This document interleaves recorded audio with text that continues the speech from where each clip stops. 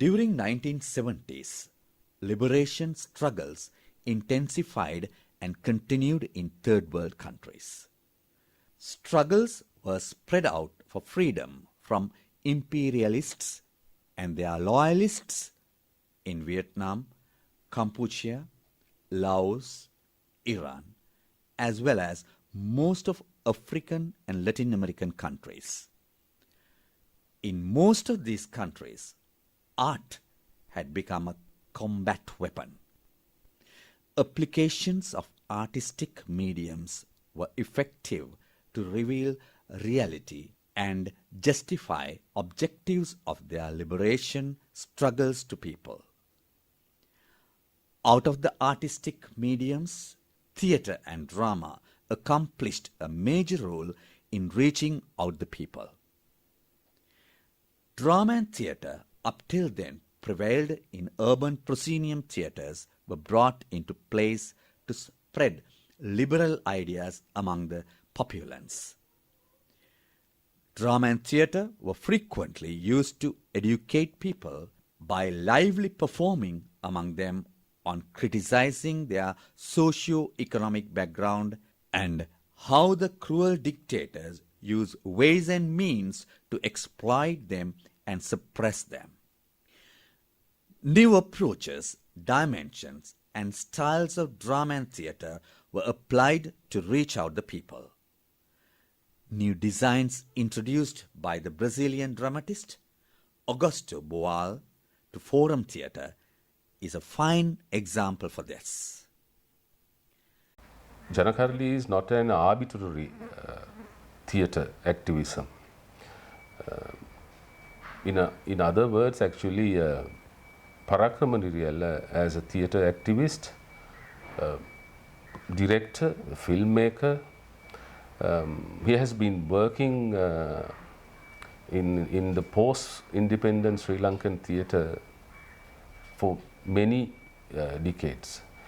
He has started as a theatre maker, theatre activist in early 70s with Mr.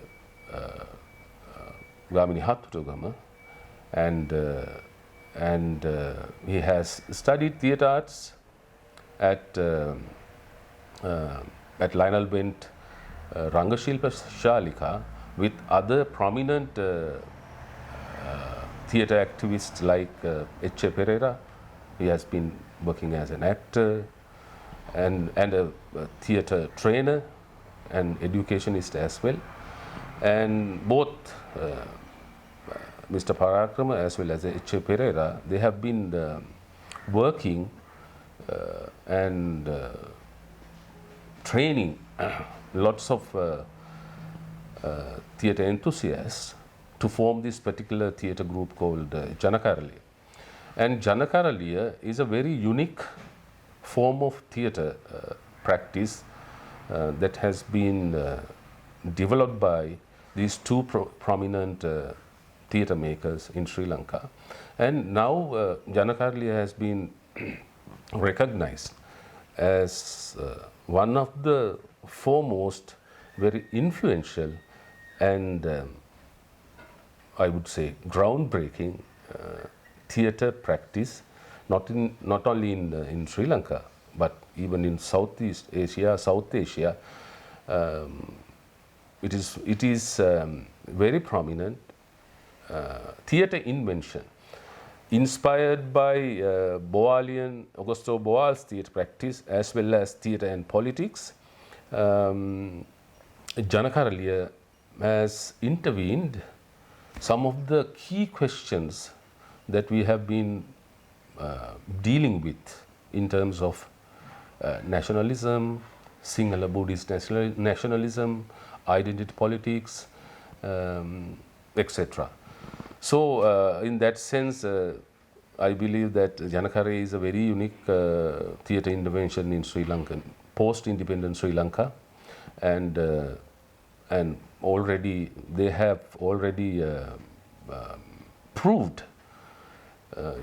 their uniqueness by integrating diverse people from our society, diverse artists, like artists from Tamil communities, artists from Muslim communities, and even artists from Sinhala communities, and integrating all these different actors, producers, technicians from different diverse social groups, and allowing them to integrate and develop their own ways of expressing their own issues and problems is it is a kind of incomparable intervention. And at the same time, I believe that Janakaharaliya has created this platform not only for their own artists and actors, but also for the other communities, and they have brought all these communal issues, problems, and they have discussed all these issues within the framework of Janakaharaliya, and in that sense, Janakaharaliya has been a very much politically involved, socially conscious theatre practice in the post-independent Sri Lanka, and I believe that the Janakaharaliya as a theatre practice raises several vital questions, like how can theatre be political?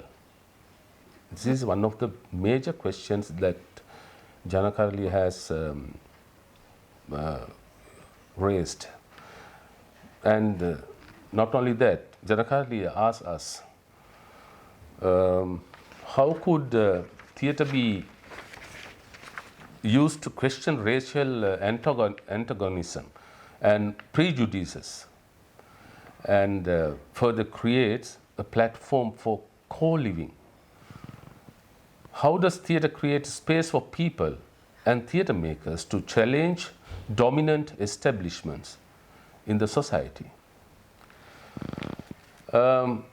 So, in conclusion, I would say that I congratulate Mr. Parakrama Niriyalla, the founding director of Janakaharaliya, as well as the actors and the members of Janakaharaliya who have been working in this vital theatrical intervention in Sri Lanka, and I hope that this will allow us to explore the avenues and the pathways that we could bring theatre to the people. And finally, I think Janakaharaliya marks the departure of bourgeois theatre in Sri Lanka, and at the same time the departure of dominant illusionist theatre in Sri Lanka. In that sense, Janakaharaliya is very much important phenomenon in our theatre history. Along with the trend world over, street dramas in Sri Lanka also started during 1970s. However, Sri Lankan street dramatists did not follow the community theatre of the countries engaged in struggles against oppressions. It merely took the political dramas performed in proscenium theatre into the open arena. 1974 දවසක ආචාර්ය සෝමරත්න බාලසූරිය රංගශිල්පී ශාලිකාවට ඇවිල්ලා දේශනයක් පැවැත්තුවා. ඒ දේශනය පැවැත්වුවේ විකල්ප නාට්‍ය ක්‍රම ගැන. එතකොට මේ සාමාන්‍යයෙන් ප්‍රොසීනියම් වේදිකාවේ රඟ දක්වන නාට්‍යවලට වඩා වෙනස් වුණු එලිමානේ රඟ දක්වන විකල්ප නාට්‍ය ක්‍රමයක් ගැන අපි පළවෙනි වතාවට ඔහුගෙන් තමයි රංගශිල්පී ශාලිකාවේ ශිෂ්‍යයෝ විදිහට අපි ඇහුවේ. එතකොට ඔහු විස්තර කරා ලෝකේ ඕ රටවල් වල මේ නාට්‍ය විවිධ විදිහට ඒ කියන්නේ පණිවිඩ ඉදිරිපත් කිරීම සඳහා ජනතාව දැනුවත් කිරීම සඳහා විවිධ ප්‍රශ්න පිළිබඳව ජනතාවගේ ජනතාව අවදි කිරීම සඳහා නාට්‍ය කලාව භාවිතා කරනවා කියන එක තමයි ඔහු කිව්වේ. උදාහරණ විදිහට ඔහු කිව්වා මේ වියට්නාම් යුද්ධයට ඇමරිකා එක්සත් ජනපදයේ තරුණයින් සොල්දාදුවන් හැටියට බඳවාගෙන වියට්නාමයේ යුද්ධයට සම්බන්ධ කිරීම නිසා ඇමරිකාව තුළ විරෝධයක් මතුවෙනවා. වෙන වියට්නාමය කියන්නේ වියට්නාම වගේ ස්වාධීන රාජ්‍යයක දේශපාලනයට කෙලින්ම ඇමරිකාව සම්බන්ධ වීම පිළිබඳව ලෝකයේ අනිත් බොහෝ රටවල් වල වගේම ඇමරිකාව තුලත් විරෝධයක් පැනනගෙනවා. එතකොට ඇමරිකාව තුල තරුණ සංවිධාන වීදි නාට්‍ය කලාව උපයෝගී කරගන්නවා ජනතාව දැනුවත් කිරීම සඳහා. ඒකම ප්‍රබල විදියට මේ ගරිල්ලා උපක්‍රම හා සමාන උපක්‍රම භාවිතා කරමින් වීදි නාට්‍ය පවත්වපු හැටි ගැන ඔහු දේශනයේදී සඳහන් කරා. උදාහරණයක් හැටියට ඔහු කිව්වා පාරවල් වල වාහන යන වෙන වෙලාවල් වල වාහන නවත්තලා පාර මැද විනාඩි 10ක් වගේ කාලයක් ඇතුළත පොලිසිය ඇවිල්ලා ඔවුන් ඉවත් කරන්න කලින් නාට්‍ය රඟ දක්වනවා. විශේෂයෙන් දැන් වියට්නාම් වැසියෙක් වෙඩි කාලා මැරෙනවා. ඒකම ඇමරිකානු සොල්දාදුවෙක් වෙඩි කාලා මැරෙනවා.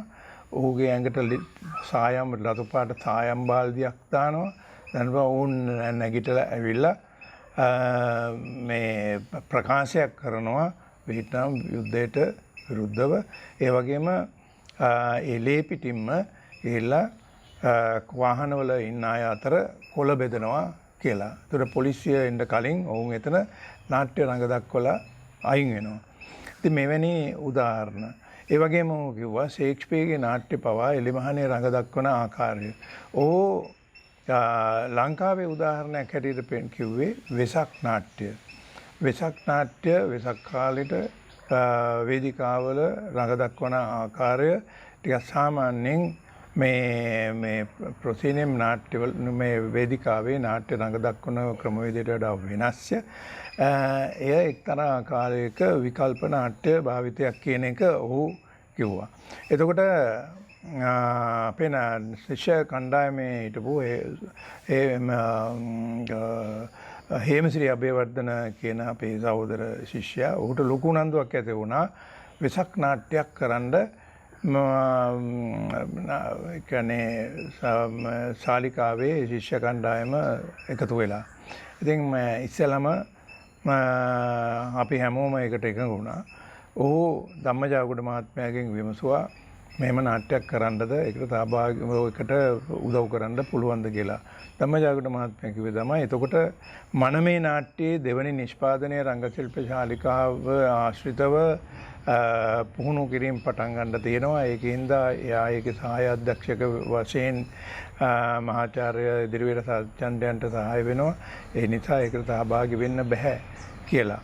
එතකොට ඒ වෙනුවට අපිට හිටියේ ඊගාව ගුරුවරයා තමයි ගාමිණී හත්තුරේගම මහත්මයා.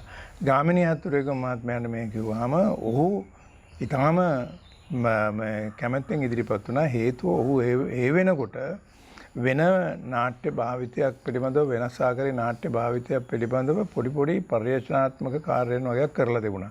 කැලණිය විශ්වවිද්‍යාලයේ මේ රංග කැබලි කියලා නාට්‍යමය අවස්ථා නිරූපණය කිරීමේ කරලා කරපු මේ රඟ දැක්වීම විශේෂයක්. එතකොට ඒකම රජ දැක්ම කියන නාට්‍ය රජතුමා නිර්වතින් පාරේ ගිය කතාව ඔහු නාට්‍යයක් විදිහට නිෂ්පාදනය කළ රඟ දක්වලා තිබුණා කැලණිය විශ්වවිද්‍යාලයේ සිසුන් සමග. ඉතින් මේ අත්දැකීම උඩ ඌ මේකට කැමති වුණා. කැමති වෙලා අපි නාට්‍ය පටන් ගන්නකොට පිටපතක් තිබුණේ නැහැ. එතකොට බන්දුල ජයවර්ධන කියන අපේ ප්‍රවීණ නාට්‍ය ආචාර්යවරයා නාට්‍ය නිෂ්පාදකවරයා ළඟ තිබුණා බුදුවරුන් බෝසත්ණන් කියන නාට්‍ය. හේමශ්‍රී අබේවර්ධන ඒකේ ඉල්ලගෙන ඇවිල්ලා අපි කරන්න පටන් ගත්තාම නමුත් බුදුවරුන් බෝසතාණන් නෙමෙයි එසන නිරූපණ ක්‍රමවේදය භාවිතා කරලා ගාමිණී අත්තුරේගම මහත්මයා වෙනම නාට්‍යයක් නිර්මාණය කරා. ඒකේ නම බෝසත් දැක්ම කියන නාට්‍ය. කොහොම හරි මේ ඒ පිටපත පැත්තකට ගිහිල්ලා වෙනම නාට්‍යයක් නිර්මාණය කෙරුණා. මේකට සහභාගී වුණා රංග ශිල්පශාලිකාවේ හිටපු සිසුවියන් 25ක් විතර. එතකොට ඒක ඒ අරුණුකොට තවත් නාට්‍යයක් නිෂ්පාදනය කරා මිනිහෙකුට එල්ලිලා මැරෙන්න බැරිද කියලා. ඔව් කැලණිය විශ්වවිද්‍යාලයේ කරපු අර රජතුමා නිර්වතින්ගේ කතාව රජ දැක්ම නමින් මේ තවත් නාට්‍යයක් නිෂ්පාදනය කරා. ඒතර නාට්‍ය 3ක්. ඒතර මේ නාට්‍ය 3 නිෂ්පාදනය කරලා ඉවරනකොට වෙසක් උත්සවයේ පහුවෙලා ඊගාවට දුන්නේ පොසොන්. මේ පොසොන් උත්සවයේට මේ නාට්‍ය අනුරාධපුරයේ ගිහින් රඟ දක්වමු කියලා අපි කතා වුණා. ඒතර හේමසිරි මමයි ගියා අනුරාධපුරේ.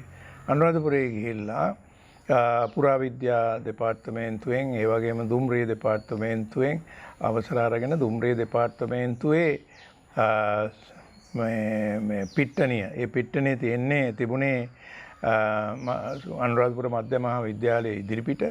ඒ පිට්ටනියේ තිබිච්ච වේදිකාවක මේ නාට්‍ය පොසොන් දවසේ රඟ දක්වන්න අපි සැලසුම් කරා. ඉතින් පොසොන් දවසේ අර නාට්‍ය කණ්ඩායම සංගීතශාලිකාවේ මේ අලුත් නාට්‍ය කණ්ඩායම අනුරාධපුරයට ආවා. එදා රෑ මේ නාට්‍ය එතන ඒ එලිමහන් වේදිකාවේ පිට්ටනියේ රඟ දැක්වුවා. නමුත් කියන්න කනගාටුයි. කියන්නේ අපිට ප්‍රචාරයක් දෙන්න එච්චර ශක්තියක් තිබුණේ නැහැ. ඒ අනුරාධපුරයේ තිබුණු කොමියුනිස්ට් පක්ෂයේ ශාඛාව සහ දුම්රිය දෙපාර්තමේන්තුවේ වෘත්තීය සමිතිය ඒකාබද්ධ වෙලා තමයි මේ සංවිධානය කරේ. සාමාන්‍යයෙන් 100ක්වත් සෙනග හිටියේ නැහැ වේදිකාවේ ඉදිරිපස. තනි ලයිට් එකකින් තමයි නාට්‍ය රංග දැක්වේ. නාට්‍ය 3ම රංග දක්වලා අපි ආවා. පහුවදා සැබෑ වේදි නාට්‍ය පටන් ගත්තේ දුම්රිය වේදිකාවේ.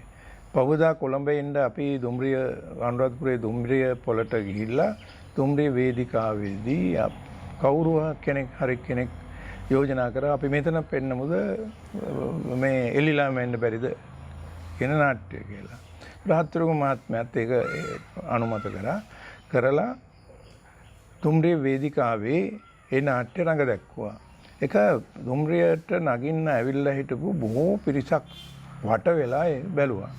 මේ වටවීම කියන එක ඒ කියන්නේ අර අපි කලින් දවසේ දුම්රිය දෙපාර්තමේන්තුවේ ග්‍රවුන්ඩ් එකේ මේ වේදිකාවක රඟ දක්වපු එක මේ වට වෙලා කියන්නේ රවුමක ඉඳගෙන නාට්‍ය බලන ආකාරයට ඉබේ හැඩ ගැහිලා එතන රංගභූමියක් නිර්මාණය වුණා නාට්‍ය රංග දක්වනකොට. මේක ඉතාම ආකර්ශනීය දෙයක් වුණා. ඉතින් මේ මිනිහෙකුට එල්ලෙලා මැරෙන්න බැරිද කියන නාට්‍ය තමයි ඉස්සෙල්ලාම රංග දැක්කුවේ. මේක හැමෝම සතුටු වුණා බලපු අය රසවින්දා. ඒක ඉවර වෙලා බෝසත් දැක්ම නාට්‍ය පටන් ගත්තා. ඊට පස්සේ දුම්රිය ආවා. ඉවර කරන්න හම්බුනේ නැහැ. ඊට පස්සේ මේ අපි එන්න ආවා. ඉතින් ඔය ආකාරයට තමයි දුම්රිය වේදිකාවේ තමයි මේ වීදි නාට්‍ය ලංකාවේ වීදි නාට්‍ය ආරම්භුනේ උතනින් කියලා මම හිතනවා. නමුත් ඔයිට කලින් ජනනාට්‍ය රඟ දක්වලා තියෙනවා. සොකරි වගේ නාට්‍ය ගත්තාම ගම්වල ඔය පන්සල් වල පෙන්නපු මේ කවි නාටකම් වගේ ඒවා ගත්තාම එහෙම නැත්නම් අපේ නාටකම් වගේ ගත්තාම ඒ වටේ ඉඳගෙන තමයි ප්‍රේක්ෂකයෝ බැලුවේ. නමුත් මේ නූතන වීදි නාට්‍ය ක්‍රමය ආරම්භ වෙන්නේ උතනින්. ඒ මට මතකයි ඊට පස්සේ දවසක කියන්නේ මේකේ මේ වීදි නාට්‍ය ගැන කතා කරනකොට මේකේ ජාත්‍යන්තර වශයෙන් මේක කොහොමද සිද්ධ වුණේ කියන එක ගැන දැන් අපි දන්නවා. එතකොට මේ වෙන මේ 70 දශකයේ වෙනත් රටවල් වල ගොඩනැගුණු මේ හා සමාන ජනතාව අතර රඟ දක්වන ජනතාවගේ විමුක්තිය වෙනුවෙන් විමුක්තිය වෙනුවෙන් ඔවුන්ට ඔවුන්ගේ නිදහස ගැන ඉන්න පාලකයන්ගේ මිදෙන මිදිය යුතු බව ඒ පණිවිඩය දෙන නාට්‍ය රඟ දක්වන බව අපි දැනගෙන හිටියා. නමුත් ඒ ව්‍යාපහාර කිසි සම්බන්ධයක් තිබුණේ නැහැ. 1976 දවසක රොස් කිඩ් කියලා ආචාර්යවරයෙක් ටොරන්ටෝ යුනිවර්සිටි එකේ ආචාර්යවරයෙක් ලංකාවට ආවා. ඇවිල්ලා වීදි නාට්‍ය ගැන එතකොට අපේ වීදි නාට්‍ය කණ්ඩායම ගැන ප්‍රචාරය වෙලා තිබුණේ. අපිව හොයාගෙන ආවා. විශේෂම අපිව කියන්නේ ගාමිණී හත්තුරුවේගම මහත්තයා ප්‍රමුඛ නාට්‍ය කණ්ඩායම මුණ ගැහුණා කොළඹ සුදර්ශියේදී. හම්බ වෙලා ඔහුගේ දේශනයක් තිබුණා නාට්‍ය කණ්ඩායමට. ඔහු එතනදී ඔහු සඳහන් කරා මේ ඔගස්ටෝ බෝල් ගැන. ඔගස්ටෝ බෝල් ගැන කරන පර්යේෂණ මේ ෆෝරම් තියටර් ගැන. ඔහු කරන ෆෝරම් තියටර් ගැන. විශේෂයෙන් නාට්‍ය කිසියම් ප්‍රශ්නයක් ගැන නාට්‍ය ඉදිරිපත් කරනකොට ඒක උදු නාට්‍ය රඟ දැක්වීමකට වඩා ඒ නාට්‍යයේ තියෙන ඛේදනීය අවසානය වෙනස් කරන ආකාරය ගැන සංවාදයක් ඇති කරන නාට්‍ය ක්‍රමයක් ගැන ඔහු සඳහන් කරා. ඔහු ඒ වෙනකොට රොස්කිඩ් ඇඩල්ට් එඩියුකේෂන් කියන අංශයේ ටොරන්ටෝ විශ්වවිද්‍යාලයේ ඒ අංශයේ ආචාර්යවරයෙක්. ඔහු ඒ වෙනුවෙන් තමයි වැඩ කරේ. ඔහු පොපියුලර් තියටර් වැඩමුළුවක් පොපියුලර් තියටර් වර්ක්ෂොප් කියලා වැඩමුළුවක් මේ පැවැත්වුවා 1983 බංග්ලාදේශ් වල කොයිට්ටා කියන ස්ථානයේ ඩකා නගරයට ආශ්‍රිත කොයිට්ටා කියන ස්ථානයේ. ඒතර මේකට සහභාගී වෙන්න මටත් අවස්ථාවක් ලැබුණා. එතනදී දැන් ගොඩාක් කතා වුණා. රොස්කිඩ් අද ඉන්නේ බොට්ස්වානාවල මේ වැඩිහිටි අධ්‍යාපනය පිළිබඳව ඔහු විශාල කාර්යභාරයක් ඉෂ්ට කරන මහාචාර්යවරයෙක් බවට පත් වෙලා තියෙනවා. මෙතනදී තමයි අපි ඉස්සෙල්ලාම ඔගස්ටෝ බෝල් ගැන දැනගන්නේ. ඒ වගේම ෆෝරම් තියටර් ගැන දැනගන්නේ. නමුත් ඒවා කරන ක්‍රමවේදය ගැන අතුරුගම මහත්මයාවත් අපිව දැනගෙන හිටියේ. වීදි නාට්‍ය කියන එක එහෙම පවත්වාගෙන ගියා. වීදි නාට්‍ය හුදෙක් නාට්‍ය රඟ දක්වන ක්‍රමයක් පමණයි. නාට්‍ය රඟ දක්වලා ඒක අවසන් වෙලා ආපහු එන ක්‍රමයක් විතරයි. ඒ ෆෝරම් තියටර් කියන ඒක කිසියම් ආකාරයේ ව්‍යවහාරික රංගකමක් කිසියම් පණිවිඩයක් දෙන්න නාට්‍ය කලාව භාවිතා කරන ක්‍රමයක් පමණයි වීදි නාට්‍ය ඒ වෙනකම්.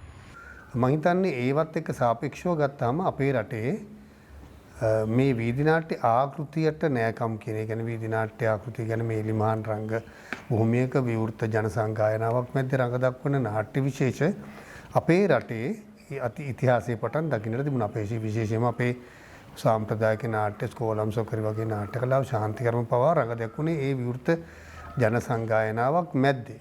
වීදි නාට්‍ය කියන නමින්ම මේක භාවිත වෙන්නේ 1974 මේ ගාමිණී හත්තුරුවේගම ප්‍රමුඛ විවෘත වීදි නාට්‍ය කණ්ඩායම නිර්මාණය වුණාට පසුයි. ඒත් මම හිතන්නේ අර කලින් මම සඳහන් කර වෙනත් රටවල තිබිච්ච දේශපාලන සන්දර්භය තුලමද මේක ආරම්භ වන්නේ කියන එක තාමත් විවාදාත්මකයි.